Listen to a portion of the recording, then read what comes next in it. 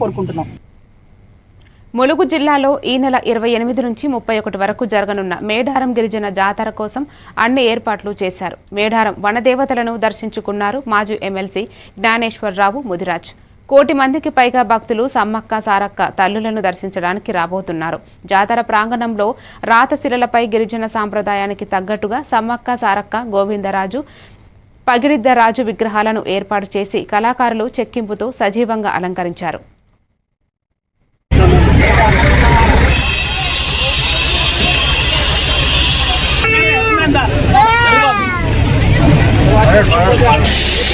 పాలన ఆధ్వర్యంలో హైదరాబాద్ నుండి మేడారం జాతర చూడడానికి వచ్చినాం.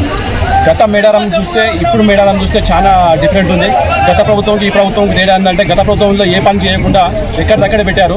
ఈ ప్రభుత్వము మన సీతక్క ఆధ్వర్యంలో కానీ రేవంత్ రెడ్డి ఆధ్వర్యంలో కానీ సీతక్క ఈ ఏరియా మినిస్టర్ కాబట్టి ఆమె ఆధ్వర్యంలో ఇప్పుడు ఉన్న మేడారం చూస్తే ఒక కాకతీయులు అయితే ఎప్పుడు వరంగల్ పాలించిందో ఆ యొక్క కొండలు ఆ యొక్క కమాలను చూస్తుంటే వాళ్ళకి గత 200 సంవత్సరాలు చెక్కు చెదరకుండా ఉండేటట్టు చేపిస్తున్నారు ఈ ప్రభుత్వము. చాలా సోషల్ మీడియా నుంచి జాతర స్టార్ట్ అవుతుంది కాబట్టి తొందరగా వేగంగా ఈ యొక్క పనులు జరుగుతూ ఉన్నాయి కాబట్టి డెవలప్మెంట్ కూడా చాలా బాగా అందరూ కూడా థ్యాంక్ యూ.